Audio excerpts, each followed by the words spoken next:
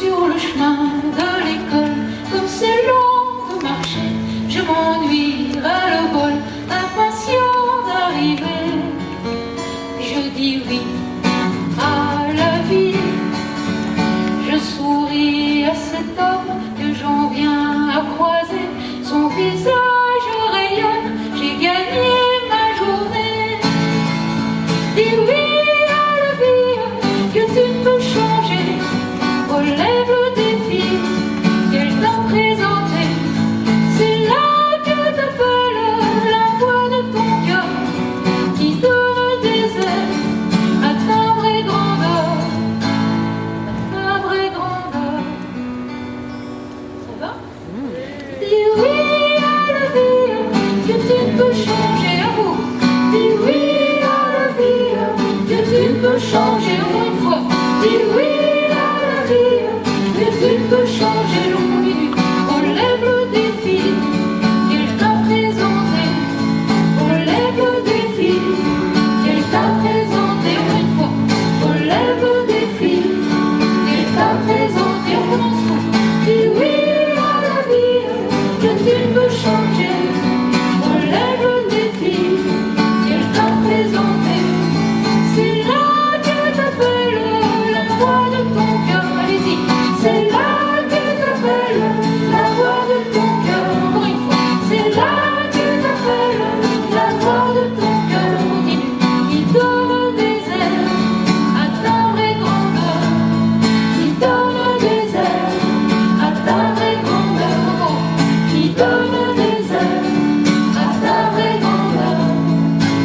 À ta vraie grandeur. Ben, vous êtes partis là. On l'a fait une fois en entier. Il faut le refrain en entier. Donc après on devra entendre un contraste terrible entre votre voix et la mienne. Dis oui à la vie que tu peux changer. Relève le défi qu'elle t'a présenté. C'est là que t'appelle la voix de ton cœur qui donne des ailes à ta vraie grandeur. À ta vraie grandeur. Et je recommence. Sur le chemin de l'école, comme c'est long de marcher, je m'ennuie à le vol, impatient d'arriver. Puis je dis oui à la vie. Je souris à cet homme que j'en viens à croiser. Son visage rayonne, j'ai gagné ma journée. Tout le monde dit oui à la vie que tu peux changer. Relève le défi qu'elle t'a présenté. C'est là que t'appelle la voix de ton cœur qui donne des ailes à ta vraie grandeur. À ta vraie grandeur. Mon copain va passer quand les cours seront finis. J'ai oublié la clé, j'en pleure de dépit. Puis je dis oui à la vie. J'achète des gosettes pour aller promener. Un pique-nique c'est chouette, on va bien s'amuser. Dis oui à la vie que tu peux changer. Relève le défi qu'elle t'a présenté. C'est là que t'appelle la voix de ton cœur qui donne des ailes à ta vraie grandeur. À ta vraie grandeur. Merde, il faut étudier pour l'examen d'histoire. Une soirée de gâcher, ça fait broyer du noir. Puis je dis oui à la vie. Je chante ma leçon sur un air que je préfère. Mon improvisation de nulle pêche d'enfer. Et tout le monde dit oui à la vie que tu peux changer. Relève le défi qu'elle t'a présenté. C'est là que t'appelle la voix de ton cœur qui donne des ailes à ta vraie grandeur. Encore une fois, dis oui à la vie que tu peux changer.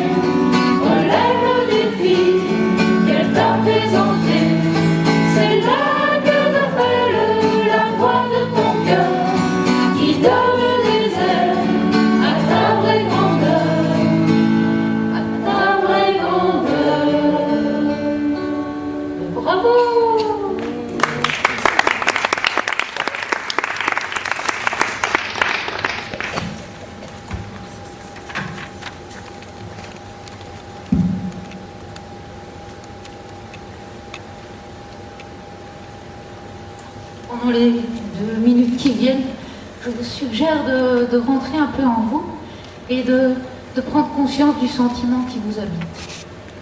Vraiment, tiens, qu'est-ce qui vient en moi, peut-être après la vivencia que je viens de faire, le fait d'avoir chanté.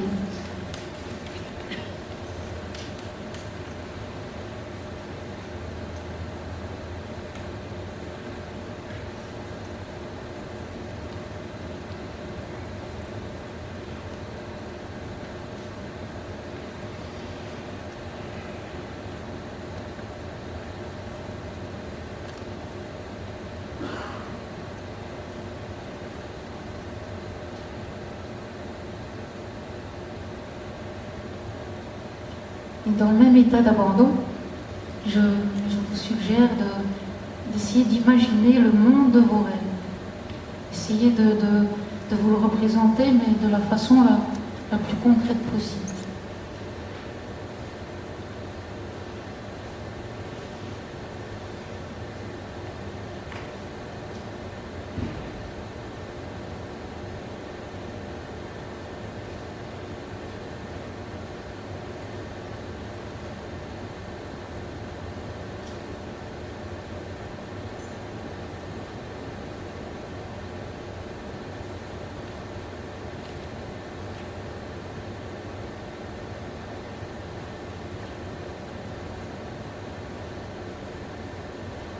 Et si je vous demande ça, c'est parce qu'une chose qui m'est venue en tête, c'est que si on voulait parler d'éducation, on avait intérêt à se demander de quel monde on rêvait, plutôt que d'essayer d'adapter notre éducation à un monde qu'on réprouve.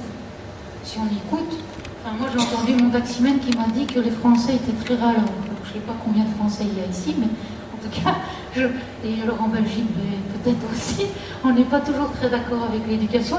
Donc ça vaut la peine quand même de se dire, mais si j'ai envie de construire une autre éducation, de quel monde je rêve et donc comment je vais adapter mon éducation au monde auquel je rêve. Alors, comme je suis là devant vous, je vais vous dire le monde dans lequel je rêve. Moi, c'est mon privilège aujourd'hui, j'en profite. Mais donc si on avait le temps, on vous écouterait tous, mais voilà. Donc j'ai un petit copion ici, hein, c'est pour de temps en temps être sûr que je suis au fait de ce que je voulais dire, mais voilà. Donc moi, la première chose à laquelle je rêve, c'est d'un monde dans lequel chacun sera valorisé pour ce qu'il est. Et pas jugé sur les choses qu'il a de différentes ou les handicaps qu'il a, mais jugé pour le potentiel qu'il a en lui et qu'il veut transmettre. Qu'il a l'enthousiasme de transmettre, en tout cas quand il vient au monde.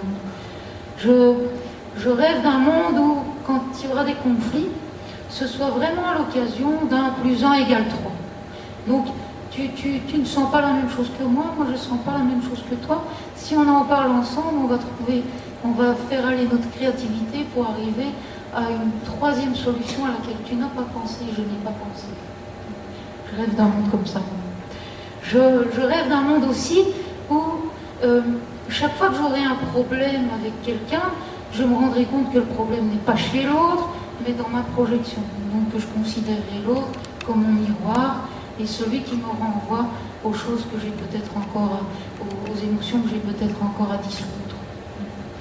Je rêve aussi d'un monde dans lequel toute la tendresse et la compréhension que je vais avoir pour moi, quand je vais apprendre à ne plus me juger, à avoir de la compréhension et de la tendresse pour moi, eh bien fatalement, j'aurai de la tendresse et de la compréhension pour les autres et je serai incapable de les juger. Je rêve d'un monde comme ça aussi. Et de même, si je m'accepte tel que je suis, avec mes forces, mes faiblesses, avec mon côté instinctif, mon côté émotionnel, eh bien avec toutes ces parts de moi-même, je serai beaucoup plus proche de la nature aussi.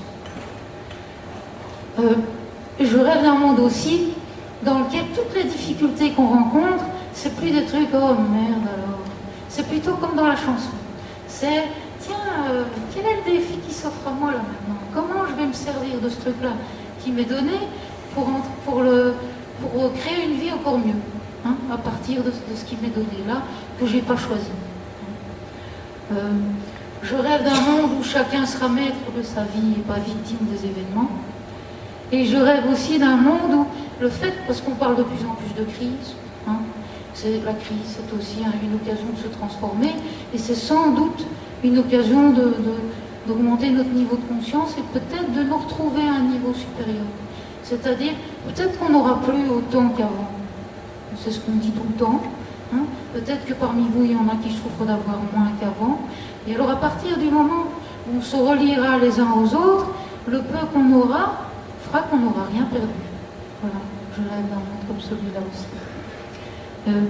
Et je rêve aussi d'un monde où les gens vont d'abord être en accord avec leur essence, plutôt qu'être tout le temps en train de chercher, je parle pour moi, parce que plutôt qu'être en train de chercher tout le temps leur référent à l'extérieur d'eux-mêmes. Donc un monde où je me sens en accord avec ce qui se passe en moi et pas tout le temps en train de demander le sentiment des autres. Alors, tout ça, quand je vous le dis, j'essaie de faire comme Gandhi, d'être le changement que je veux voir dans le monde. C'est un truc que ça demande du temps. Hein.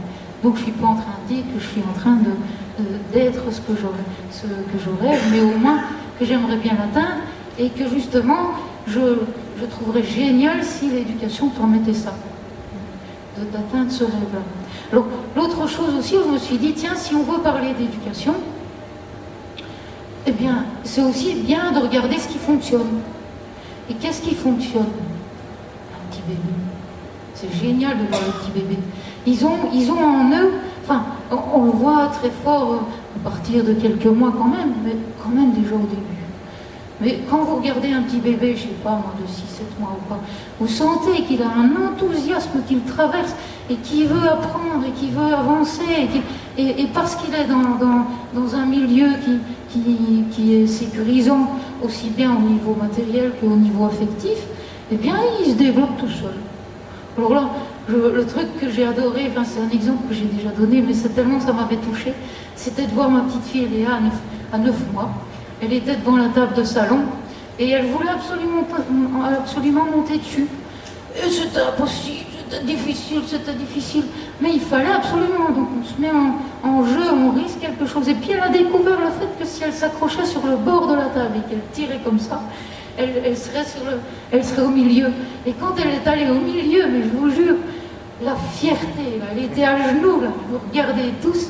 Et là, c'est d'abord le référent à l'intérieur d'elle-même. Après, c'est sûr qu'il y a eu les bravos, parce que là, on était tous émus, mais il y a d'abord le truc, voilà, je suis heureux d'avoir fait ça. Et le petit enfant qui nous montre ça, ben, il nous dit, mais c'est ça l'apprentissage. Il n'y a besoin de rien d'autre, il n'y a besoin que de personnes qui sécurisent, qui sont là, qui donnent le petit plus, enfin, qui disent, tiens, t'as fait ça, et peut-être, et ce petit truc-là, si tu le faisais. Et puis on se rend compte qu'ils ont un plaisir fou à le faire. Donc c'est génial. Donc on a deux choses qui nous permettent de penser à l'éducation telle qu'on aimerait l'avoir. Le rêve qu'on se fait du monde, d'un monde nouveau, et puis nos petits-enfants qui s'élèvent tout seuls, hein, si on leur donne la sécurité nécessaire. Alors évidemment, je prends mes copions, hein, évidemment, on se rend compte que l'école, elle tue ça. Elle tue l'enthousiasme qu'on a à l'intérieur de nous. Je ne sais pas si vous pensez, bon, Alain disait au matin, il y a de temps en temps un prof qui le donne. Hein. J'adore le prof de maths, alors ça va marcher. Moi, j'ai pas eu ça avec mes profs de maths, mais j'ai peut-être eu ça avec un prof de français ou l'autre, mais mes profs de maths, non. Bon, mais à partir du moment où on arrive à l'école, on se rend compte que, bon, en maternelle, ça passe encore un peu. Mais après, ça bouge. Et en fait, il y a un monsieur qui s'appelle Ken Robinson qui s'est inspiré d'une expérience qui a été faite par Édouard de Bono sur comment est-ce qu'on appelle ça, sur la créativité, sur le côté génial d'un enfant. En fait, il a fait une expérience en maternelle et il a pu remarquer que comme les enfants, ils n'ont pas une idée formatée de ce qui est bon comme réponse, etc., ils ont plein d'entrées. Et donc, il a dit, il y a 98% de génie. 5 ans après, il fait la même expérience avec les mêmes enfants, il y a plus de 30% de génie. Et vers 12-15 ans, il n'y avait plus que 12% de génie. Hein. Ça paraît con, parce qu'on se dit, ben, normalement, l'école doit nous rendre très forts, elle doit développer notre potentiel, eh bien, ça fait juste le contraire. Pourquoi? Et lui, il le dit avec humour, il dit, c'est parce que les profs, ils disent, il n'y a qu'une seule réponse, elle est derrière la page et tu ne peux pas aller voir. Alors, en fait, du fait que de ce fait-là, bon, ben, un petit peu à la fois, on se ferme et on se rend même plus compte qu'on peut sortir du cadre et trouver... Il y a des expériences, vous avez déjà vu ça, moi je ne suis pas très forte là-dedans. Quand on fait un dessin et puis on vous dit vous devez essayer de relier telle ou telle ligne, et alors les gens essayent de relier telle ou telle ligne dans le dessin, mais en fait c'est quand ils sortent du dessin qu'ils arrivent à les relier. Un petit enfant l'aurait fait, tandis que nous, on est coincés, ça ne marche pas. Je me mets dans les coincés. Là, vraiment. Alors, il y a aussi quelque chose qui fait que l'enthousiasme inné s'éteint, c'est parce qu'on est déconnecté de l'expérience vivante et de la globalité de l'expérience. On n'est plus, comme toutes les matières sont séparées dans des petites cases, mais on n'a plus ce plaisir de se dire, tiens, j'ai tel projet, hein, ben, je vais devoir passer par ça et par ça et par ça. On a toutes des petites cases, et alors évidemment les élèves ils se disent, mais à quoi ça sert, madame? C'est sûr. Quand ils reviennent de tel ou tel cours, ils se disent je ne ferai jamais ça de ma vie, à quoi ça sert? On se rend compte qu'il manque le rapport à l'expérience vivante et à la globalité. Que le fait d'avoir tout formaté comme ça dans des petites cases, c'est un petit peu une réponse à la révolution industrielle, mais c'est plus vraiment, d'ailleurs, comme le disait Alain tout à l'heure, il y a beaucoup d'enfants qui aujourd'hui ne marchent plus du tout à ça. Ils vont faire du sabotage parce que ça ne leur convient plus. Qu'est-ce qui fait aussi que l'enthousiasme s'éteint? C'est parce qu'un enfant qui n'est pas prêt à suivre tel ou tel apprentissage que vous lui proposez, il est déclaré comme handicapé. On le voit comme s'il était porteur de problèmes.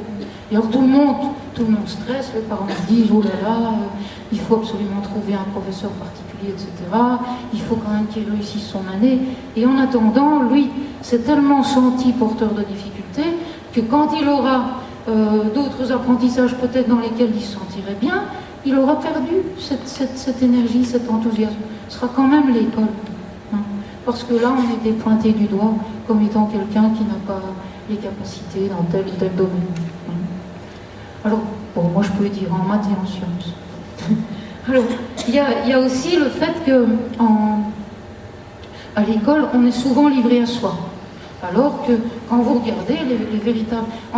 Quand un élève, par exemple, fait une interrogation, un examen, il est livré à lui-même. Alors, s'il veut regarder chez son voisin ou parler avec son voisin, on va dire qu'il triche. Alors qu'ailleurs, on va dire, mais c'est une coopération solidaire qui va nous aider à trouver la solution. À l'école, on l'empêche, il triche. Attention. Alors, il y a aussi, et ça c'est tout simple pour moi de vous le dire, parce que juste le dernier jour d'école, on parlait de la façon de restimuler les élèves. Et il y a un prof qui dit, ils sont quand même pas là pour s'amuser. Alors là, je dis, bon, on est mal barré là.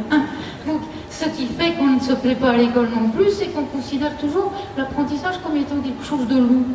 Hein. Alors que quand on a du plaisir, quand on a de la joie dans l'apprentissage, c'est la même chose que ma petite fille, quoi. Enfin, c'est la même chose que nos petits-enfants. Ils ont un plaisir fou à se mettre en jeu, même à prendre des risques pour marcher, pour faire des choses qu'ils n'auraient pas faites avant. Ils se mettent en jeu parce qu'ils veulent apprendre. Donc, et ça leur donne une joie immense. La joie de se mettre en jeu, puis la joie d'avoir accompli la chose. Et ça, à l'école, on le tue. Hein. Donc, bon, ici, j'ai fait un état des lieux pas très chouette. Hein. Donc, c'est quand même bien de voir qu'il y a des choses qui réussissent et qui montrent, qui donnent aussi des petites pistes d'évolution. Hein. J'en ai repris dans mon bouquin, j'en ai repris quelques-unes que j'ai eu l'occasion de visionner ou de lire. Ce qui m'a fort frappé, c'est l'histoire du trou dans le mur, qui a été réalisé par Sugata Mitra dans plein d'endroits dingues. L'Inde, c'est immense et il y a plein d'endroits dans lesquels il a fait ses expériences. Comme ça, on ne pouvait pas dire il était chez des intellectuels ou il était chez telle ou telle personne.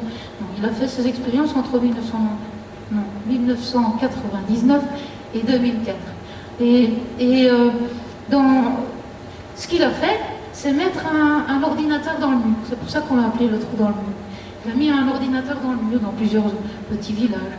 Et un des villages, par exemple, qui était complètement reculé, où les enfants n'avaient pas accès à la langue anglaise, eh bien, les enfants dans le village de Madame Toussy, là, justement, eh bien, les enfants sont venus regarder l'ordinateur, puis ils ont commencé à bouger la souris. Ah, ça marche. Hein. Enfin, ils commencent à faire toutes sortes de choses. Puis il y en a un qui bouge les choses, puis il y en a quatre derrière lui qui disent tu devrais faire ça ou ça. Hein. Puis il y en a toute une foule encore derrière qui disent oui, mais non, si tu faisais ça. C'est parfois faux ou quoi, mais enfin, pour finir, après 3 mois, quand il est revenu dans ce village-là, les enfants lui ont demandé un nouveau processeur, ou un processeur plus rapide, une souris, une meilleure souris. Et il parlait, je crois que c'est 200 mots d'anglais. Pas avec un bon accent, mais en tout cas, il savait s'en servir sur l'ordinateur et entre eux. Il parlait 200 mots d'anglais. Il savait tout faire sur l'ordinateur, lire des vidéos, enfin, toutes sortes de trucs comme ça. Donc, d'après Sugata Mitra, au moins jusqu'à 12 ans, moi je dirais, hein, au moins jusqu'à 12 ans, les enfants sont capables d'apprendre tout seuls, ou en groupe, quand ils en ont envie. Hein, quand ils en ont envie. Et au niveau de l'apprentissage, ça suit la même courbe que les enfants qui sont à l'école primaire. Hein, donc, voilà. Alors, un autre témoignage que j'ai bien aimé aussi, c'est celui d'André Stern. Il y en a peut-être parmi vous qui connaissent. André Stern qui est aujourd'hui journaliste, luthier, guitariste, auteur-compositeur. Et en fait, comme il avait des parents pédagogues qui avaient peur que l'école ne les déforme, et qui avaient en eux cette idée qu'à l'intérieur de chaque enfant, il y a justement la trace spontanée, le fait que la vie nous traverse et qu'elle nous conduit vers notre potentiel, eh bien, ils l'ont laissé faire. Et ils ne lui ont jamais dit, c'est bien que tu fasses ça ou c'est bien que tu fasses ça. Au début, il s'est passionné pour les voitures. Et avec les voitures, eh bien, quand il a voulu connaître la vitesse de rotation des roues, eh bien, il a appris de nombreux pi. Il s'est mis à écrire comme journaliste dans une revue de voitures. Hein. Donc, par exemple, ça. Puis, il était aussi passionné de musique. Alors, il dit, pendant 6 heures par jour, mes parents me laissaient faire. Je lisais des biographies de musiciens et j'écoutais de la musique. Parce que c'était considéré comme un apprentissage de la langue à part entière. Donc, c'est une façon de dire, non pas que l'école ne vaut rien, mais qu'il y a d'autres manière d'arriver au but. Alors, s'il veut un diplôme, c'est raté. Il disait que quand il a voulu faire son service militaire, on lui a demandé dans quelle case on devait le mettre. S'il était non diplômé, s'il était enfin, tout ce qu'on met quand on va au service militaire. Moi, je ne connais pas. Mais alors, il n'entrait dans aucune case vu qu'il n'avait aucun diplôme. Mais ce qui est génial quand même, c'est qu'il disait, et ça, je trouve ça fou, parce que les élèves, quand vous leur donnez cours, à un moment donné, s'ils se disent wow, 50 c'est bon, 50 sur 100 c'est bon. Mais lui, quelqu'un comme André Stern, c'est jamais fini. Il dit, comme j'ai à l'intérieur de moi cette envie d'apprendre et qu'on ne m'a pas dit à un moment donné, tu as tel diplôme, voilà, il continue à apprendre tout le temps et ce ne sera jamais fini. Donc c'est ça qui est génial aussi. Alors, là, le troisième exemple que j'aime beaucoup, c'est celui de Sophie Rabi, la fille de Pierre Rabi, qui a créé la ferme des enfants, hein, où elle a voulu, justement, et c'est un thème aussi cher à Rolando, cette union avec la nature. Il se dit, ce qui fait qu'on est on devient complètement fou dans notre monde, c'est qu'on est déconnecté de la nature. Donc elle a créé son école dans un endroit naturel, où il y a une bonne implication des parents, etc. Et elle aussi, elle a suivi beaucoup Montessori, hein, elle s'est beaucoup inspirée de Montessori, et en même temps, de nouveau, se dire, tiens, les enfants vont avancer, et l'instit ou le prof a juste comme rôle celui des veilleurs, celui de permettre l'éclosion d'enfants. Alors c'est vrai que le problème qu'on a dans nos sociétés aujourd'hui, c'est que les enfants qui arrivent à l'école, ils sont déjà un peu formatés aussi, fût-ce par les familles, hein, parce que les parents aussi, ils ont été à l'école, ils ont aussi des peurs, et donc elle a dû faire face à un certain formatage, donc elle a dû quand même amener un certain cadrage. c'est une chose dont je me rends compte, puisque moi je donne cours plutôt à des grands adolescents, mais que si vous avez attendu trop longtemps pour permettre ça, ben, ça devient, si on me demande rien, alors je fais rien, quoi. Et donc elle a dû quand même cadrer un peu. Et c'est une difficulté que j'ai rencontrée aussi à la longue. Voilà. Alors, ce qui me paraît important, c'est que si on choisit une éducation qui fait confiance à la vie et à l'enfant, ce que je trouve génial, c'est qu'on n'aura plus de cas difficiles. Il n'y a plus de cas difficiles. Parce que le gros problème, je vais vous donner un exemple. Donc je suis titulaire en terminale. Et en terminale, cette année-ci, au mois de juin, eh bien, on a fait passer un élève autiste, Asperger, avec 2 échecs, alors qu'il y a d'autres élèves qu'on ne fait pas passer. Parce qu'on se dit, ben, l'élève autiste, ben, il ne saura jamais faire ce qu'on demande en français, enfin, il n'y arrivera jamais. Donc c'est bien qu'il quitte l'école et qu'il aille vers son projet. Mais en attendant, est-ce que c'est juste? Il y en a plein d'autres qui ont d'autres handicaps qui sont moins remarqués. C'est pas bien sûr, ceux qui sont dyslexiques, dyscalculiques, etc., ça se voit. Donc on peut dire dans les écoles, dans mon école par exemple, les dyslexiques ils viennent une demi-heure plus tôt pour avoir plus le temps de terminer leurs examens. Hein. Bon, mais c'est quelque chose qui me paraît aberrant. À partir du moment où on accompagne chaque personne dans son potentiel et qu'on lui permet de développer d'abord le potentiel qui lui donne cette joie et qui va lui donner envie d'apprendre encore autre chose et encore autre chose pour se mettre au diapason des autres, ben, fatalement, si on fait ça, ben, on n'a plus d'handicapés, puisqu'on l'est tous de toute façon un peu. Hein. Sauf que notre handicap, ben voilà, notre handicap il passe plus aperçu, mais il est plus inaperçu. Tandis que le leur, il est plus visible. Hein. Voilà. Donc, c'est important quand même de se demander, mais alors, qu'est-ce que j'ai envie de faire passer à mes enfants? Dans quel but on apprend? Quelle intelligence j'ai envie de développer? Hein. En fait, cette intelligence, elle ne s'apprend pas. Hein. J'ai déjà dit plusieurs fois, elle existe dans chaque être humain et elle se révèle quand on permet à l'enfant de se reconnecter à sa nature profonde. Donc, Michel Serres, et j'aime bien ça parce que Bernard Monteau, vous avez peut-être entendu parler, il expliquait, peut-être qu'il y en a d'autres, hein, mais moi j'ai entendu ça de lui, qu'une première forme d'intelligence, ça avait été la mémoire. Et pendant des années, vous aviez des griots qui étaient l'intelligence de la tribu. C'était ceux qui retenaient jusqu'à 100 vies passées. Hein. Ils retenaient tout ça par cœur parce qu'on avait besoin de ça pour savoir comment on allait avancer après. Et puis, on a eu le livre. Et avec le livre, on n'a plus besoin d'autant de mémoire. Et donc, on a pu développer le mental. Hein. Et maintenant, qu'est-ce qu'on voit dans nos classes? C'est interdit.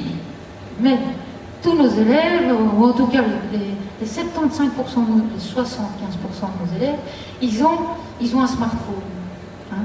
Et sur leur smartphone, qu'est-ce qu'il y a? La plus grande bibliothèque du monde.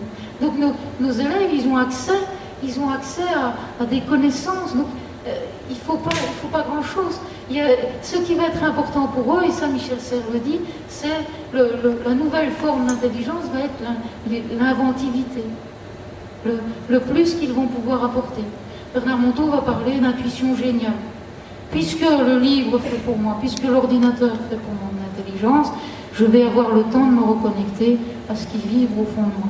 Et donc à mon intuition géniale, que je peux mettre en commun avec d'autres pour créer des solutions, par exemple, à la crise qu'on traverse.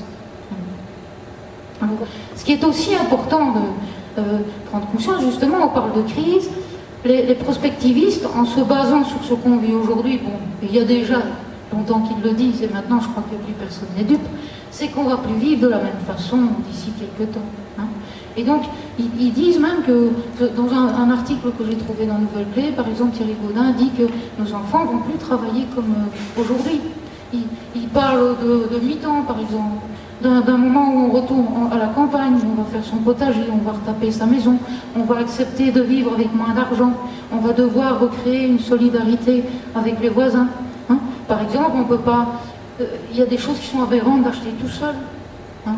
si on a des voisins tout près, qu'on a une tondeuse, on peut l'acheter à plusieurs, donc ça nous coûte moins cher, et on en a toujours une. Hein. Il y a des choses comme ça qu'on peut remettre en commun, et comme ça, se servir de la crise dans laquelle on est, mais pour faire le pas au-dessus, qui va être j'ai moins, mais je vais plus. J'ai moins, mais je serai plus en relation. Hein. Donc, je crois que l'école, on peut la voir comme ça aussi, en se disant, et d'ailleurs aujourd'hui, elle ne prépare pas du tout à ça. Ça vaudrait la peine de se dire, tiens, comment on va faire pour qu'elle prépare à ça. Hein. Donc, ça va être important aussi, donc si je résume, c'est de se dire, tiens, l'école dans laquelle je voudrais, donc il y a la première chose, je vais permettre l'éclosion de chacun, mais dans la souplesse, la créativité, qui va faire que je vais pouvoir m'adapter de plus en plus fluidement à tout ce qui peut arriver, à la crise qui nous pend au nez, et plutôt que tirer la tête et râler tout le temps, ben, ça va être chaque fois, wow, qu'est-ce que ça m'invite à faire aujourd'hui? Donc ça va être l'appel à notre intuition. Ça va être retrouver le contact avec la nature. Ça va être gérer les conflits. Ça va être aussi, et ça c'est primordial, en tout cas pour moi, c'est une intelligence qui prend toute la globalité de l'être et qui prend conscience qu'un être n'apprend pas seulement avec sa tête, mais qu'il apprend avec ses instincts, avec son corps, puis avec son émotion, et puis avec sa tête.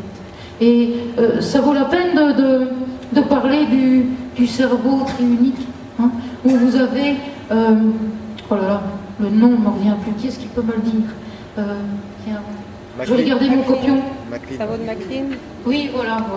Qui parlait d'un cerveau où vous avez le reptilien qui est le siège des instincts, le limbique qui est le siège des émotions, et puis vous avez le néocortex qui est le siège du mental. Et il explique bien que tous ces cerveaux-là fonctionnent de façon hiérarchique. Donc, si mes instincts ne sont pas assouvis, je ne pourrai pas être ouvert à mes émotions et à mon mental. Si je n'ai pas pu exprimer mes émotions, si je ne suis pas bien émotionnellement, je ne peux pas entendre ce qui m'est dit au niveau mental. Donc, c'est important que les profs sentent ça. Parce que combien de profs s'adressent que au mental, alors qu'eux-mêmes, ils ne demanderaient pas mieux.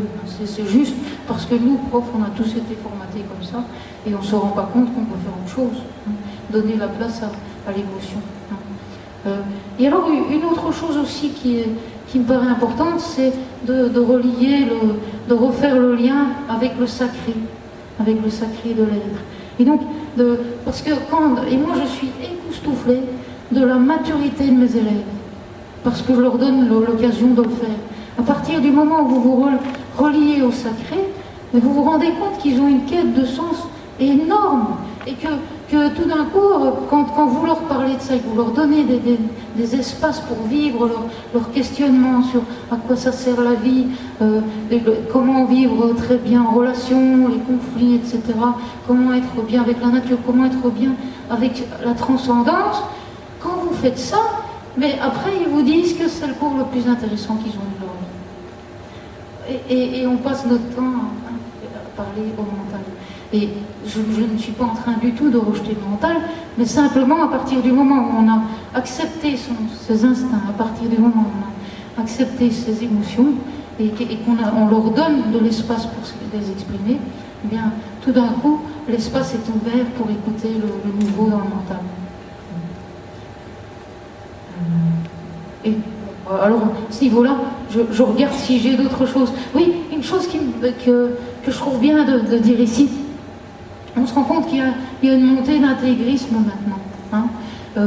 Et en Belgique, dans nos écoles, que ce sont des profs de religion, profs de morale laïque, profs de religion musulmane, chrétienne, etc., la ministre de l'Enseignement a dit, quand vous donnez un de vos cours, vous devez faire connaître les autres, au moins donner une base aux autres élèves pour lutter contre les intégrismes.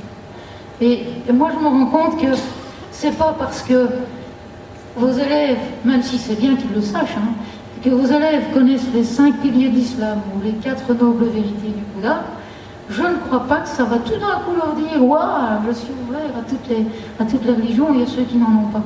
Je crois que c'est quand les gens auront fait l'expérience dans leur fort intérieur de l'émotion que ça suscite, du lien avec le sacré, avec la transcendance, parce qu'ils l'ont fait à l'intérieur, ben, ils vont comprendre tout naturellement, ceux qui vivent ça à l'intérieur aussi. Donc là, ça se fait tout seul. Et d'ailleurs, c'est connu, par exemple, il paraît que les moines, ils n'ont pas besoin d'intégrer, ils n'ont pas besoin d'écuménisme. Pourquoi? Parce qu'ils vivent l'expérience à l'intérieur. Tandis que les dogmaticiens de toute la religion, ils sont obligés de faire des grandes rencontres écuméniques pour essayer de se mettre d'accord sur la façon dont, dogmatiquement, on va parler de ceci ou cela. Ça va? Donc tout ça, c'est un petit peu le prérequis. C'est ce qui m'anime. Et puis, dans un deuxième temps, ben, je vais vous donner mon expérience vivante. Comment je fais pour adapter tout ce que je viens de vous dire dans mes classes. Et j'ai aucune... je ne me sens pas mieux que quelqu'un d'autre parce que je fais ça. C'est juste, et au matin, quelqu'un disait, je me demande si c'est pas toi, je ne sais plus, c'est que quand tout d'un coup on se dit, je prends le risque, et j'y vais, et je fais le petit pas que je peux faire moi aujourd'hui, ben, on se rend compte que le lendemain on peut faire un deuxième pas, et le surlendemain un troisième, et alors chaque fois on arrive dans les classes et on se dit, ils vont prendre pour une folle, on dit c'est pas possible, ça va pas aller. Et puis vous vous rendez compte que ça marche. Enfin, ils me prennent pour une folle, ils me prennent pour une folle, mais à la fin, je vous lirai peut-être un exemple, un reportage ou l'autre. Au début, ils me prennent pour une folle, c'est sûr, mais ils le font. Et je dis, waouh! Et alors chaque fois, je retourne chez des collègues qui veulent bien m'entendre. Hein. Je dis, waouh, mais tu te rends compte ce que je leur ai fait faire aujourd'hui, mais ils acceptent, quoi. C'est génial. Bon. Alors, juste le petit lien que je voulais faire. Après, on chantera une chanson comme ça, on fait mais juste le petit lien que je voulais faire, parce que j'ai pas envie de parler de théorie, puisqu'il y en a d'autres qui le font mieux que moi, c'est que justement, la biodanza, c'est de la pédagogie à l'état pur. Vous qui êtes sans doute une grande majorité de facilitateurs, ou en tout cas qui mieux dansez, vous vous rendez quand même bien compte que tout ce que j'ai dit, c'est dedans. Donc, comme le disait Alain au matin, si je transpose les lignes de Vivencia dans la pédagogie, eh bien, j'arrive à avoir l'éducation biocentrique. Donc, je passe le détail de la théorie, c'est pas mon truc. On va rechanter une fois. C'est de l'autre côté.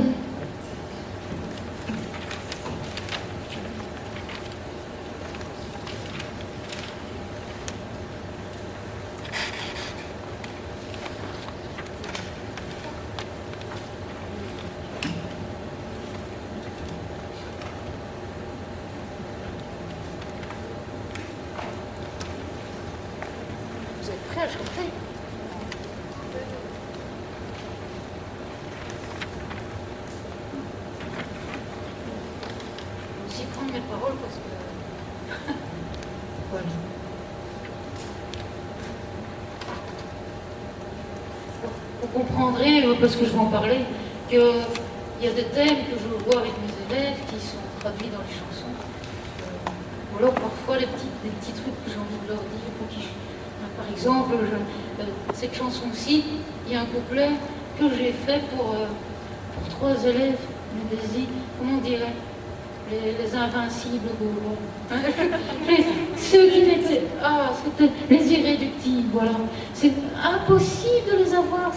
Ça a duré 2 ans et demi. Pour le dernier, ça a duré 3 ans. C'était impossible. Ils étaient tellement formatés, tellement enfermés dans leur personnage que tous les autres ont marché, mais eux pas. Et je peux dire que tous ont marché à la fin.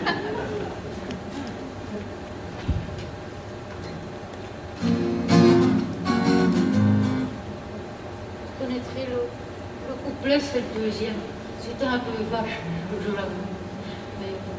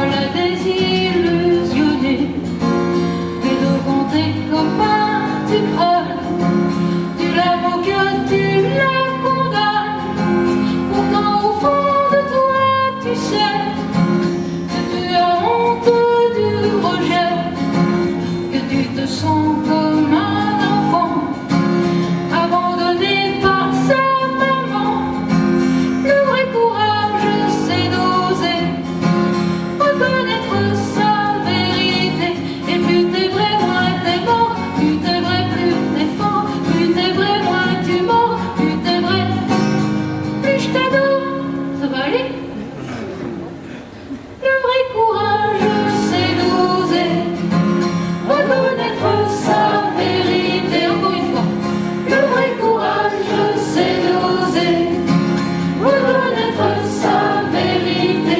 Et plus t'es vrai, moins t'es mort. Plus t'es vrai, plus t'es fort. Plus t'es vrai, moins t'es mort. Plus t'es vrai, plus t'es fort. T'es vrai, moins t'es mort. Plus t'es vrai, plus t'es fort. Plus t'es vrai, moins tu mens. Plus t'es vrai, plus je t'adore. Plus t'es vrai, moins t'es mort. Plus t'es vrai, plus t'es fort. Plus t'es vrai, moins tu mens. Plus t'es vrai, plus je t'adore. Ça va? Bon, on reprend tout.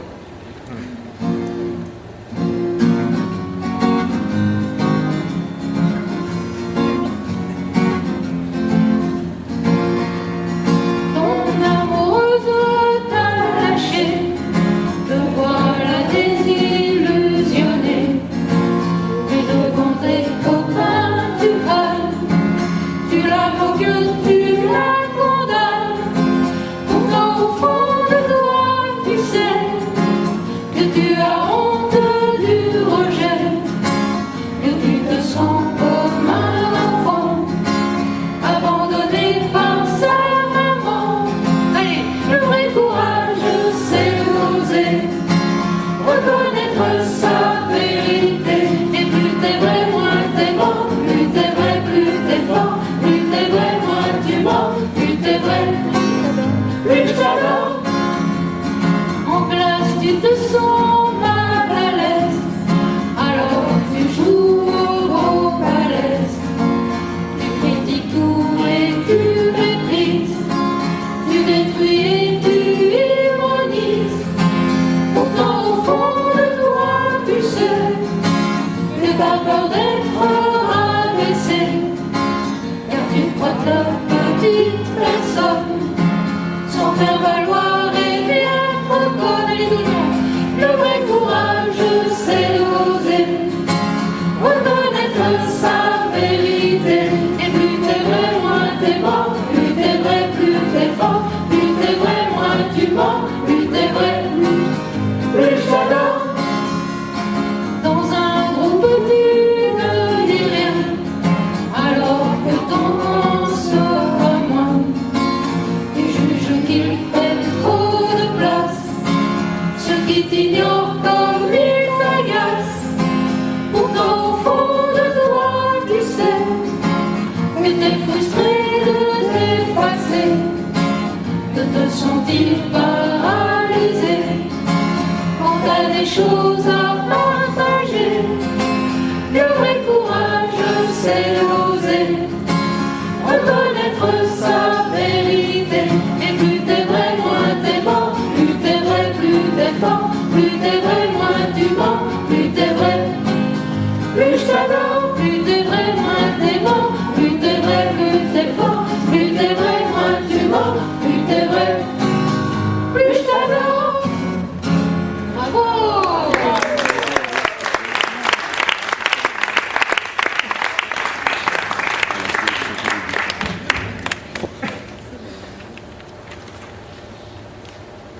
Vous avez de l'eau? Moi j'en ai aussi.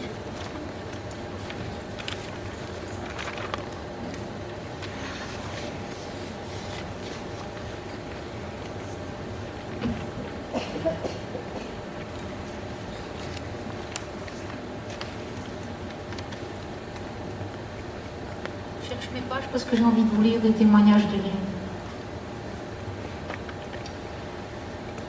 Alors, une idée qu'Alain nous a donnée pour donner le mouvement de l'éducation biocentrique, c'est d'axer la réflexion, enfin si on peut dire d'axer les actions, d'axer les pratiques autour de l'acrostiche agapé. Alors je ne vais pas tout vous dire, et il paraît que Rolando a ratifié ça. Et alors après je terminerai par certaines choses, il faut voir si j'ai le temps, hein, je ne sais pas combien de temps j'ai. Et je terminerai aussi par peut-être 2-3 lignes de viventiel dont je n'aurais pas parlé. À votre avis, je vais parler de quoi en premier?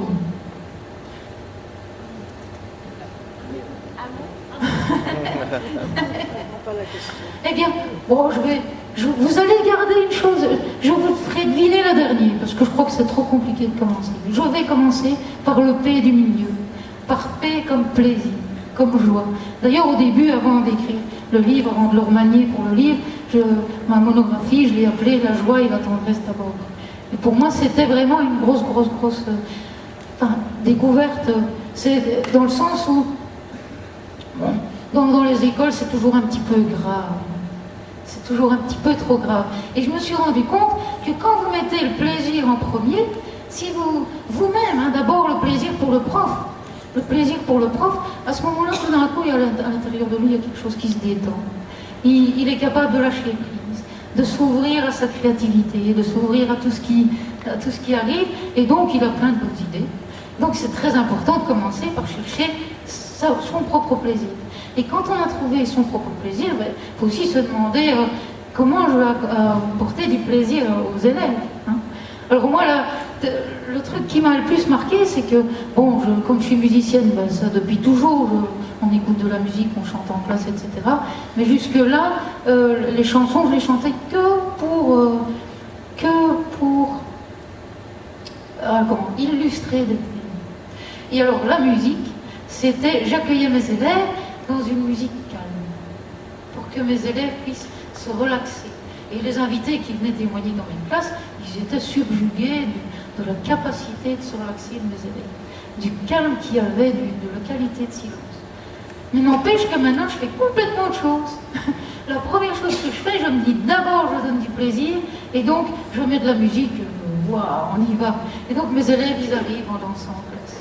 Et moi aussi, je danse avec eux. Et donc, quand ils arrivent, je les accueille comme ça. C'est parce que la musique, genre, je sais pas moi, il en faut peu pour être heureux, ose, enfin des trucs comme ça, voilà. Je mets de la musique comme ça, donc quand ils arrivent en classe, ils sont heureux. Ça, c'est la première chose. C'est vraiment le truc qui pour moi, parce que je me suis rendu compte en suivant, en étant à l'école d'éducation biocentrique, je me suis rendu compte qu'il y avait beaucoup de choses où j'avais un côté biocentrique. Mais le côté du plaisir, là, c'est génial, quoi. Ça, c'est vraiment la révolution. Et alors se permettre de le faire.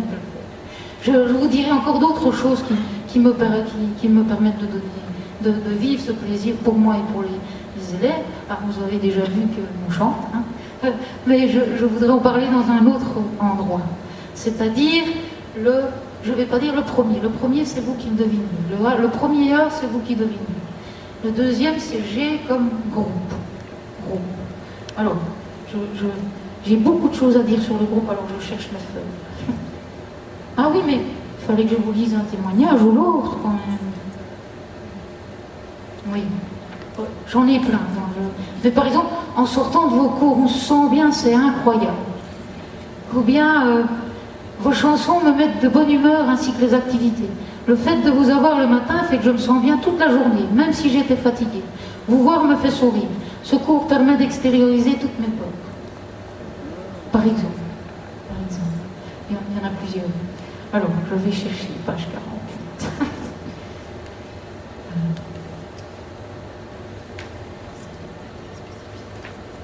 À votre avis, qu'est-ce qu'il faut d'abord pour créer un groupe? Qu'on se regarde, voilà. Et donc, la première chose que ça, je le faisais avant. Mais c'est pas grave, c'est très biocentrique. C'est que j'avais demandé, j'ai tanné mon directeur, je sais pas comment on fait chez vous, mais pour avoir un local à moi. Alors au début, il m'avait mis un truc bien reculé dans une vieille ville, etc. Et maintenant aussi, j'ai de nouveau un préfabriqué qui vont abattre. Donc je sais pas du tout quand je pourrais avoir la place j'espère qu'on me laissera ce que je veux.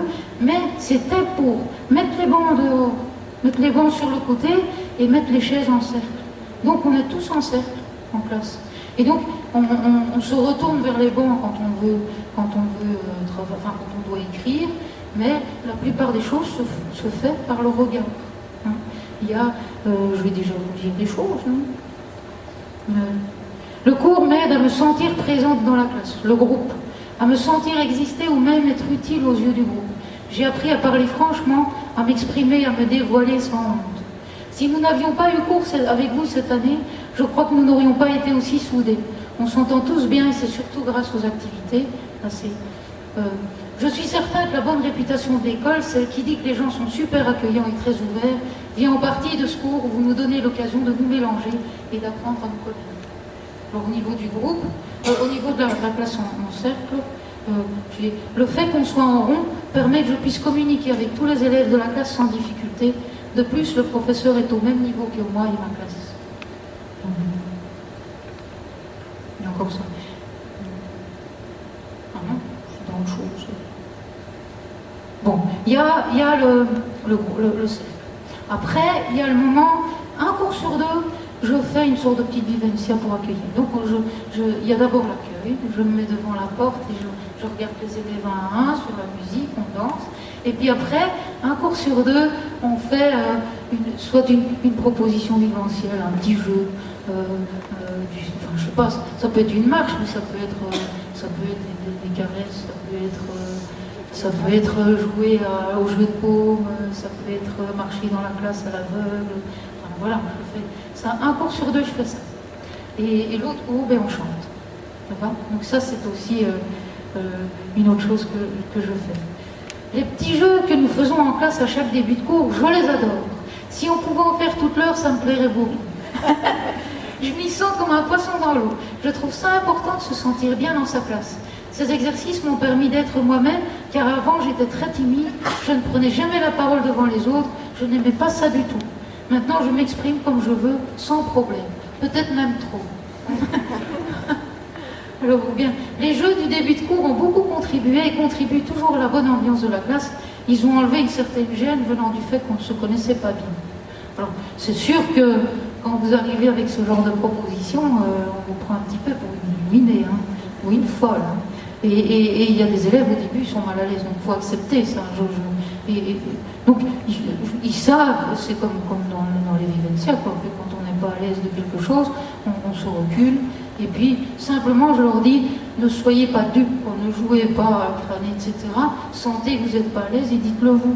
Alors si vous voulez dire, peut-être que justement vous pourrez faire le pas après. Parfois ça marche. Et donc ils savent ça. Et donc j'ai des élèves qui disent qu'ils n'étaient pas à l'aise. Par exemple, au début de l'année, je ne faisais pas vraiment les petits jeux car j'étais assez timide. Normalement, je n'aime pas être dans pareille situation. J'étais anxieux de découvrir ce qu'on allait faire, vu que d'habitude, on est obligé de regarder le tableau, etc. Ici, c'est assez spécial. Mais maintenant, je suis soulagée. J'ose faire des choses, je participe, ça ne me dérange plus.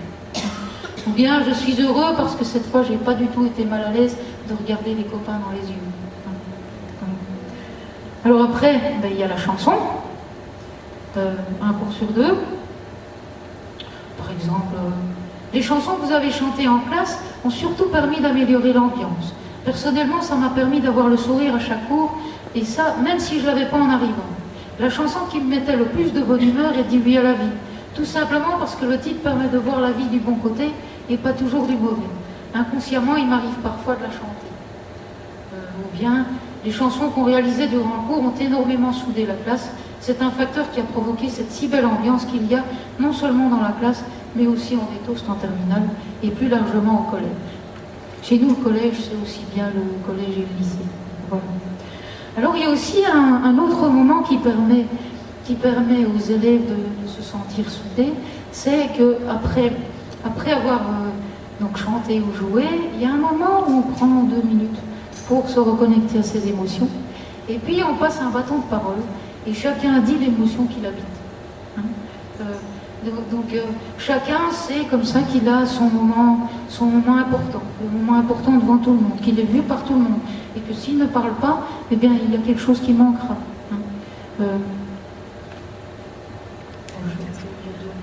Le fait qu'au début du cours, nous pouvons exprimer notre humeur ou quelque chose que nous voulons dire devant nos amis, en nous passant au bâton de parole, nous oblige à respecter et à écouter les autres comme eux-mêmes nous écoutent. Ou bien, le bâton de parole m'a beaucoup aidé à gérer mon temps de parole devant les autres, mais il m'a surtout appris à écouter la vie des autres. Avant, je sais que j'avais tendance à interrompre quelqu'un quand il parlait et je ne l'écoutais pas. Voilà. Ça, ce sont toutes des choses que je fais et qui permettent de souder le groupe. Et si vous regardez bien, je ne suis pas encore très avancée dans le cours, donc pour ceux qui stresseraient. En général, les scientifiques, ceux qui ont étudié l'acte pédagogique, ils disent qu'on est attentif qu'à 20 minutes du cours. Donc c'est pas grave ce que je fais là. tout est vu quand même. Hein. Donc pendant ce temps-là, le groupe se soude et de toute façon, il y a une telle détente après que vous pouvez parler, ou créer un atelier ou enseigner parce qu'ils sont beaucoup plus réceptifs. Donc ça, c'est le deuxième, la lettre G. Après la lettre G, nous avons le A comme animateur. Donc A égale P. Hein. A comme animateur. Alors, on en a déjà beaucoup parlé. Je crois qu'à la limite, le plus important serait que je vous dise les témoignages de mes élèves, mais le bon animateur, c'est quelqu'un qui est un bon accoucheur. Hein. C'est quelqu'un qui n'a pas cette impression qu'il sait.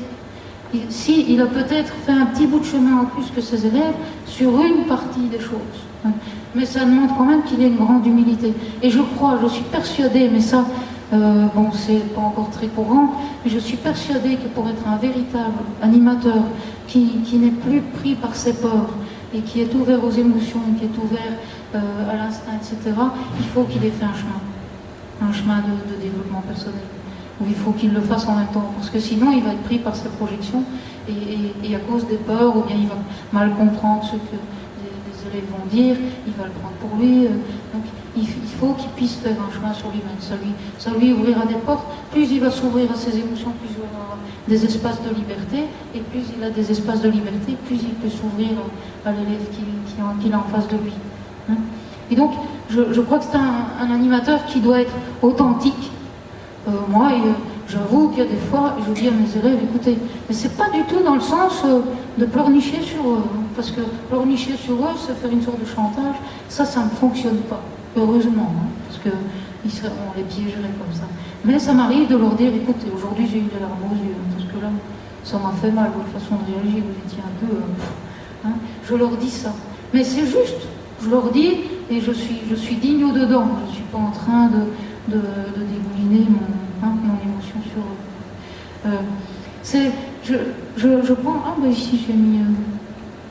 Donc, d'être authentique, je le dis d'autant plus que j'ai entendu, justement, j'avais organisé une journée pédagogique à l'école, et dans un petit partage, un moment de partage, c'était une journée pédagogique biocentrique, dans un petit partage, il y a un jeune prof qui a dit qu'à l'école, que dans leurs études supérieures, on leur apprenait à ne surtout pas montrer leur vrai visage. Alors là, là ça parce que franchement, quand vous êtes authentique... Hein, c'est horrible. Ah. Alors, je vais vous lire ce que 2 élèves m'ont mis. Tout au long de ses cours, elle va nous faire part de sa vie et je trouve ça très courageux. Très peu de profs nous parlent ouvertement, tant de leur vie passée qu'actuelle. Elle ne fait pas que donner cours, elle nous fait grandir. Ou bien, vous n'êtes pas une prof comme les autres, vous osez donner votre avis sur la vie et je vous respecte beaucoup pour ça. Alors, je parle de l'humilité aussi.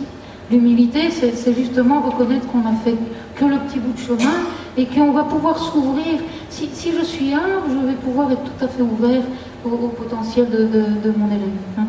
Un élève disait, Charlie, la différence avec les autres cours, c'est que tout ce que le professeur nous apprend peut être remis en question sans qu'il y ait de mauvaises conséquences.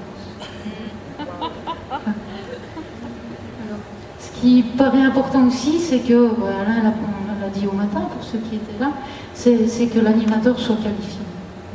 Et un animateur, s'il est vraiment qualifiant, il doit permettre à ses élèves de se qualifier eux-mêmes.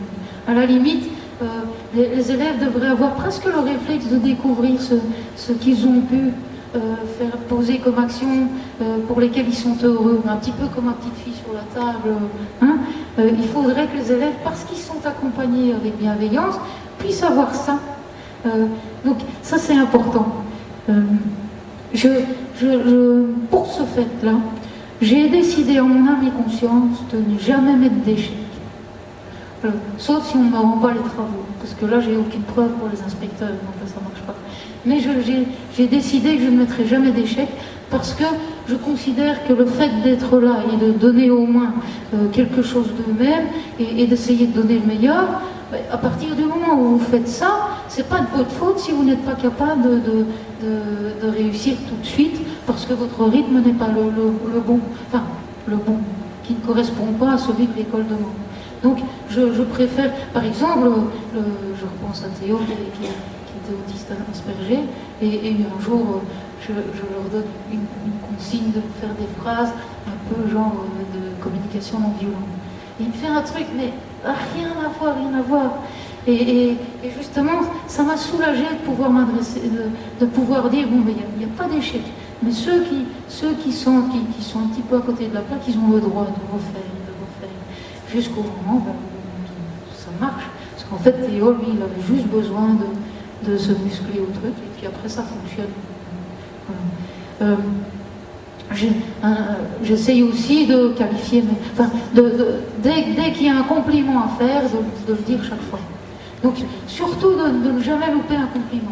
Et si je l'ai oublié un jour, ou bien que tout d'un coup il y a eu un mouvement qui a fait que j'ai pas pu, j'essaye de m'en souvenir pour qu'au cours d'après je puisse dire, par exemple, je pense à Julie qui m'avait paru si jolie un jour, elle avait mis une robe, elle avait l'air bien dans sa robe, et je n'avais pas pu lui dire le jour même, donc le cours d'après, là, je lui ai dit, oh, tu étais vraiment jolie dans ta robe. Hein.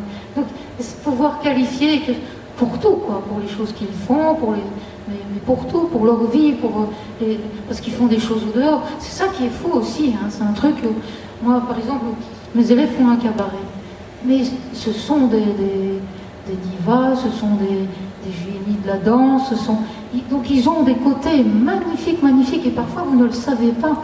Vous les avez devant vous pendant 2 heures de cours ou plus, et vous ne voyez que ça d'eux-mêmes. C'est incroyable, c'est important de savoir ce qu'ils font à l'extérieur, s'ils sont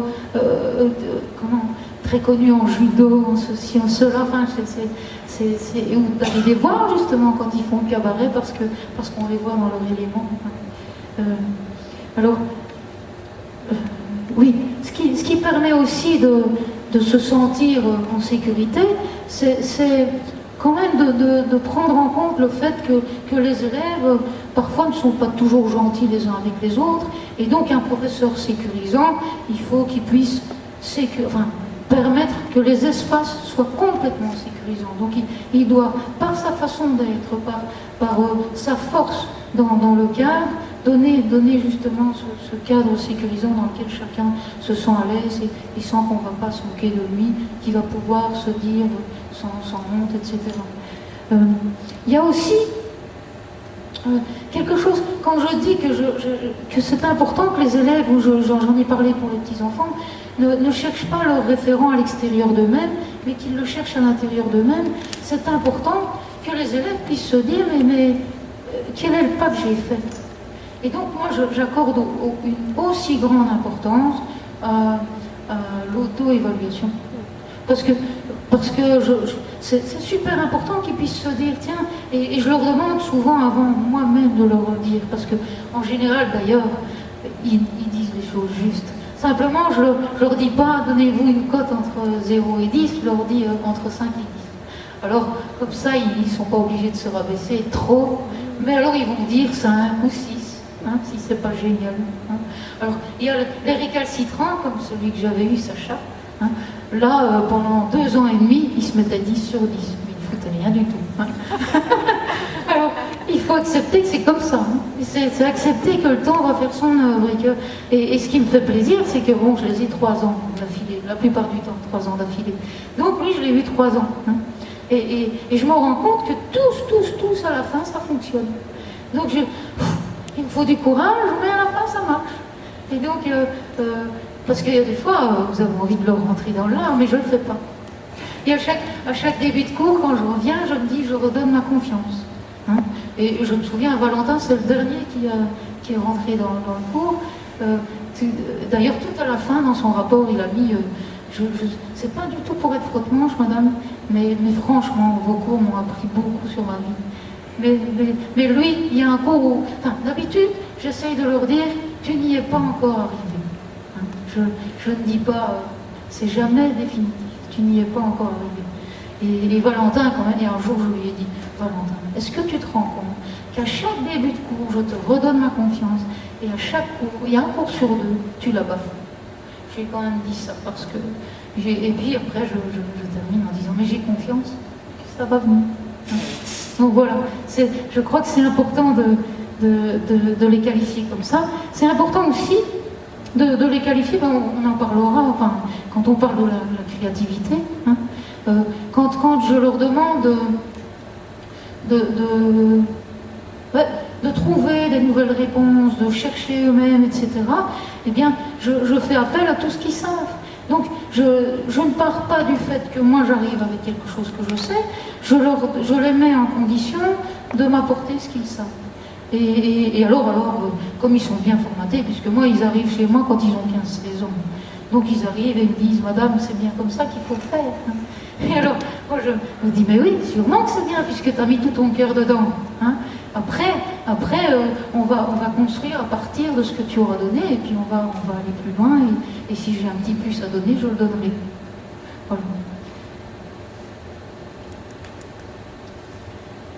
Oui, alors, il faut aussi que je sois souple, dans le sens, mais je pense d'une certaine façon que j'en ai déjà parlé, parce qu'en fait tout se recoupe. Hein. La souplesse, c'est justement à partir du moment où j'ai construit mon cours, que je sais vraiment où je veux aller, la chose que j'ai envie qui passe pendant le cours, à partir du moment où je suis dans le plaisir, où j'ai ouvert des espaces de plaisir, de lâcher prise, je vais avoir cette capacité de rebondir sur ce qui se passe. Hein. Donc, je pensais l'année dernière, mais ça aurait pu arriver cette année-ci, on parlait justement des crises et de comment sortir des crises, etc. Mais je parlais de la crise planétaire, quoi. Et il y avait une de mes élèves qui elle, vivait une crise familiale profonde. Ben voilà, c'était pas intéressant de partir dans la crise planétaire. Or, tout se lie. Quand vous savez comment fonctionne une crise, qu'elle soit planétaire ou dans une famille, c'est la même chose. Donc, je suis revenue à elle et on est parti de son expérience à elle, ce qui était d'autant plus riche. C'est un exemple.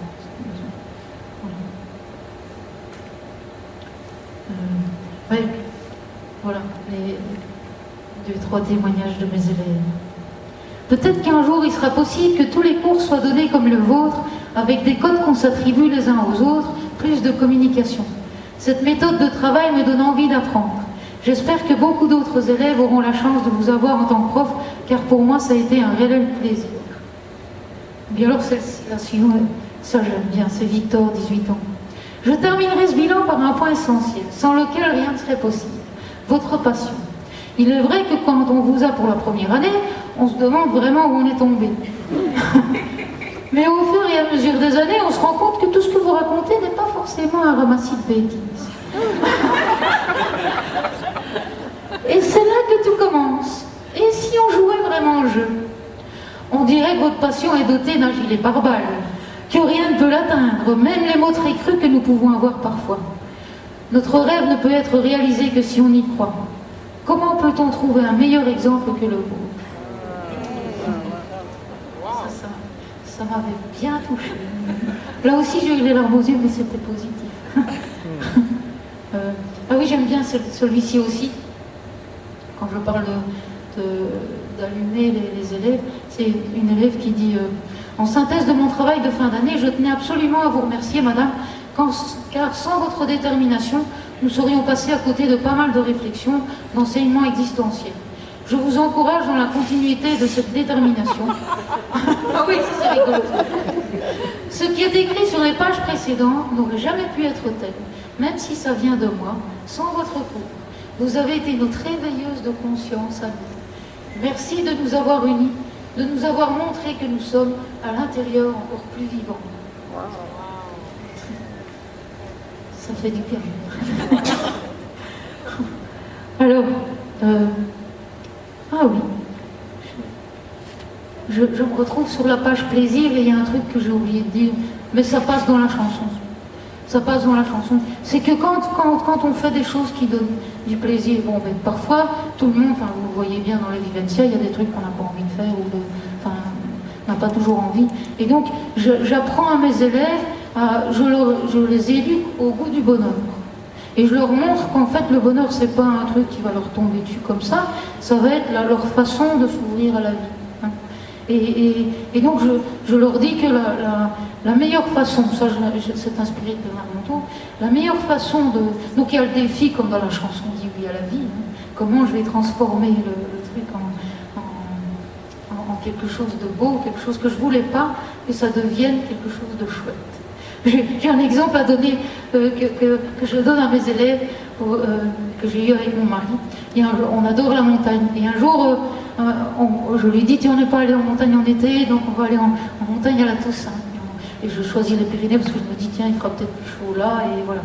Alors on part, on fait premier jour de randonnée, on monte haut, on est dans la neige et tout ça. Et puis on arrive en bas, et la dernière pierre, mais vraiment la dernière pierre, je me tords le pied. Pour quelqu'un qui adore les randonnées, en plus j'avais peur pour lui. Je me disais, oh là là, il va s'ennuyer, etc. Et puis bon, on n'avait plus le choix. On n'avait qu'à vous réjouir. Bon, lui c'est un glandeur, il a bien aimé ça. Alors on a trouvé le truc génial, c'était d'aller se mettre dans des alpages, d'acheter des bouquins et de lire dans les alpages au soleil. C'était tout aussi bien. Et j'avais peut-être besoin de plus de repos que de marcher. Voilà, c'est un exemple. Et voilà, je leur explique aussi que la meilleure façon de faire quelque chose qu'on n'aurait pas choisi, c'est de le faire avec son petit plus à soi. Je le fais à fond. Je leur dis par exemple, si vous devez mettre la table, par exemple, pour vos parents, il faut mettre la table. Mais non, vous pouvez dire, je vais mettre la table, je vais mettre des décorations, je vais mettre les choses comme ça, etc. Et tout d'un coup, on ne s'ennuie plus de mettre la table. Hein. Alors, je leur donne deux autres conseils qui sont un peu moins efficaces, mais c'est quand même bien. C'est je fais une chose que j'aime bien avec une chose que j'aime pas. Alors, ils me disent souvent, j'étudie en écoutant de la musique. Hein. Et puis, le dernier, c'est je me donne une récompense quand ce sera fini. Enfin là, on n'est pas dans le moment présent, donc c'est un peu moins bon. Enfin, voilà. Donc j'essaye quand même qu'ils écoutent. Enfin, parce que se dire je veux favoriser le plaisir, d'accord, mais il ne faut pas non plus qu'on se dise le plaisir, il faut qu'il m'arrive. Il y a quelque chose qu'il faut aller chercher. Alors, quelque chose qui est très important aussi, c'est l'expérience. Voilà. C'est pas possible, je le dis toujours à mes élèves, c'est impossible. Par exemple, de devenir un grand cuisinier, même si j'ai 100 livres de cuisine. Donc il faut que je fasse des expériences.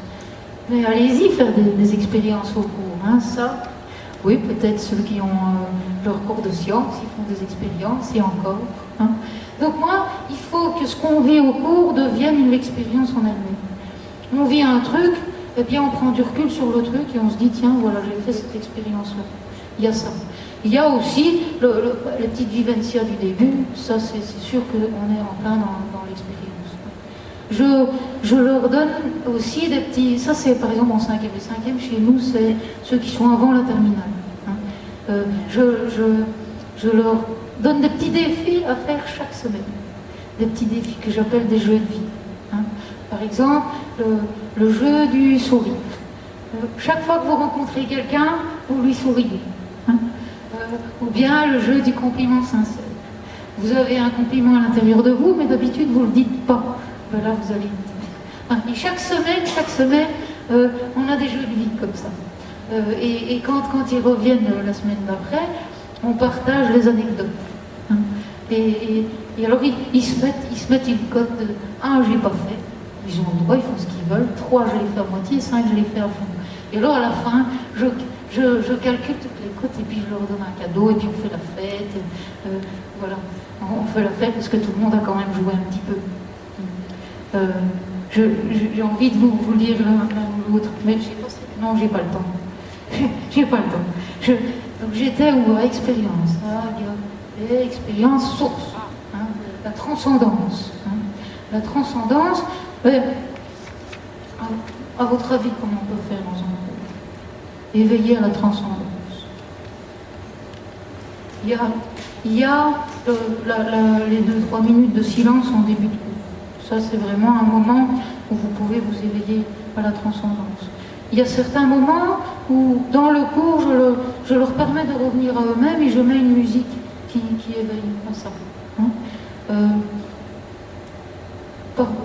Donc la minute de silence, je la fais aussi parfois en connexion avec la nature.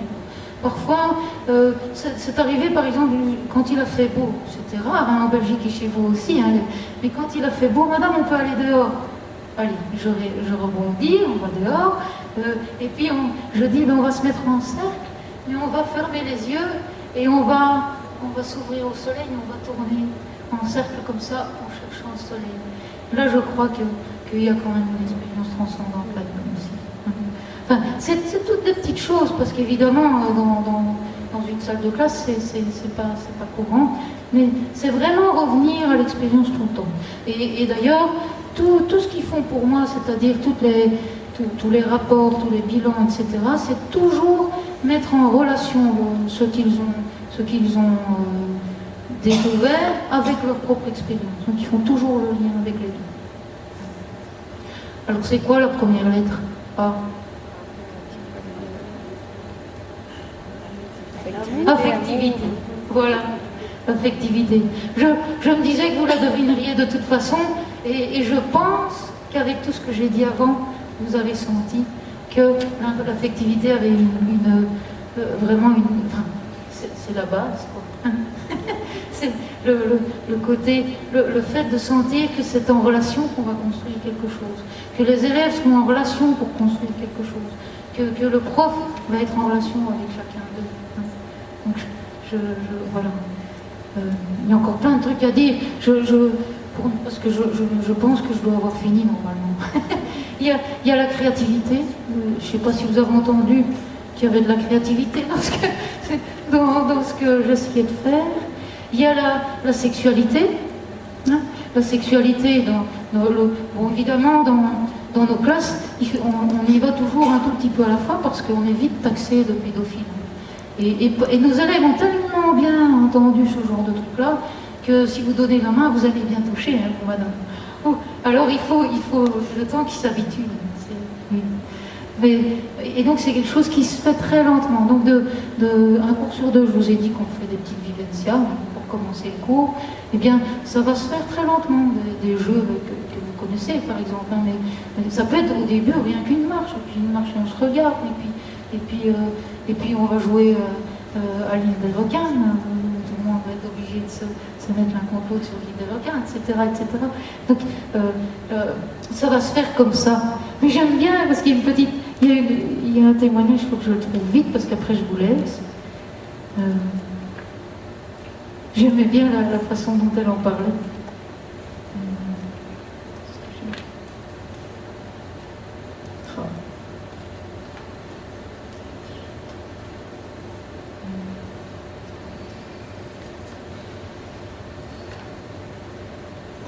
Ah voilà. Les jeux pour commencer le cours, par exemple, les guili-guili dans le dos, la danse en rond et les chants m'ont montré que j'aime beaucoup les contacts humains et que ce genre de jeu soulage et fait énormément de bien aux élèves qui subissent parfois beaucoup de pression liée aux travaux. Le fait d'avoir une heure de pause au milieu de sa journée est un grand avantage du collège selon moi. Bon, je crois qu'avec ça, vous avez entendu une bonne partie. Tout n'est pas dit, mais bon. Je vous remercie en tout cas de votre attention.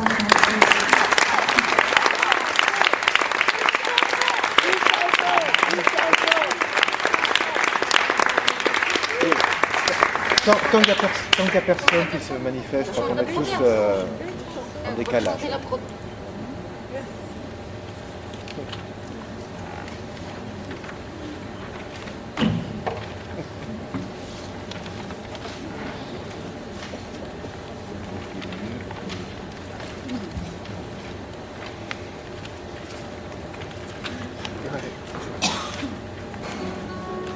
Ou alors vous choisissez la première ou la deuxième.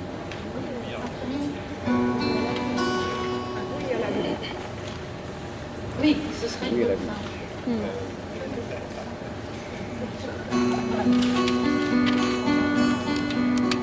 Sur le chemin de l'école, comme c'est long de marcher, je m'ennuie à le bol, impatient d'arriver.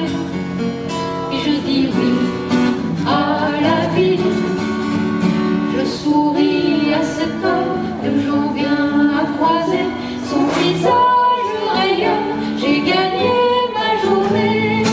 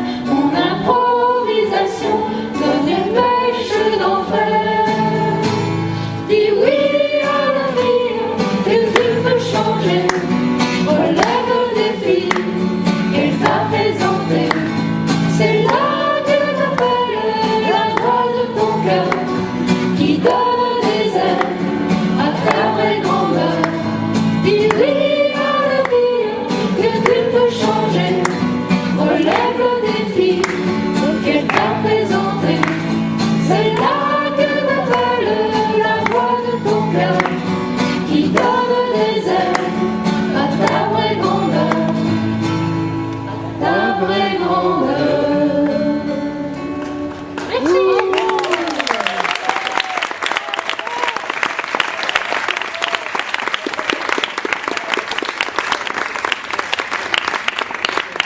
Magnifique. Imaginez l'ambiance de ces cours. J'ai envie de retourner à l'école. Alors,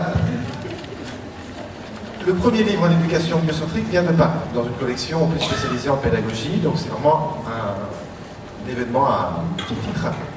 Donc je vous invite, si vraiment vous êtes curieux, de le feuilleter et même si, voilà, de penser peut-être à qui vous pourriez le remettre. Un enseignant qui a besoin d'être encouragé, voilà, de reprendre des chansons. Mais voilà, ça fait vraiment partie des ouvrages qui ont besoin de circuler dans différentes mains, dans des bibliothèques, etc. Donc félicitations encore à Dominique d'avoir fait sa propre monographie, un livre, parce que je me souviens, tu notais au début, Dominique disait « Oh, j'aimerais bien avoir une monographie, aller interviewer les grands sages de l'éducation, voir. » Je lui dis « Mais c'est toi, t'incarnes l'éducation, c'est pas des sages, quoi. » Et elle en a fait un livre. Donc, c'est aussi une réalité.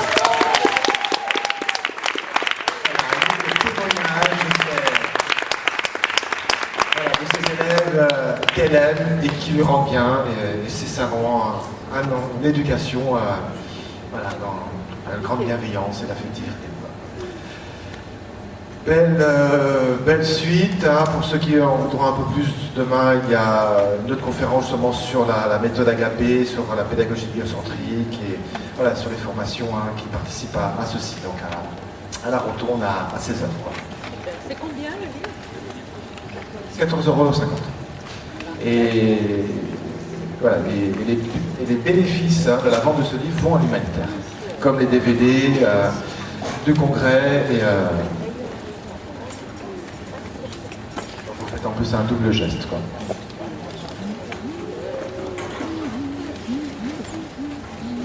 Oui. Est-ce que chacun peut ramener sa chaise?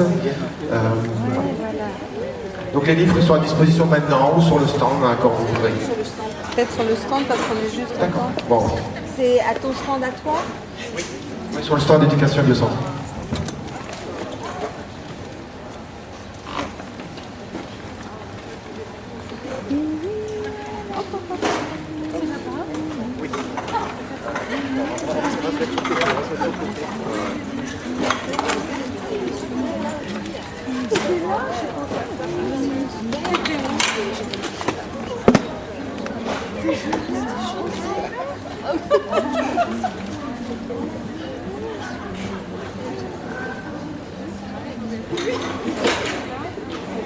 Il y a des hommes.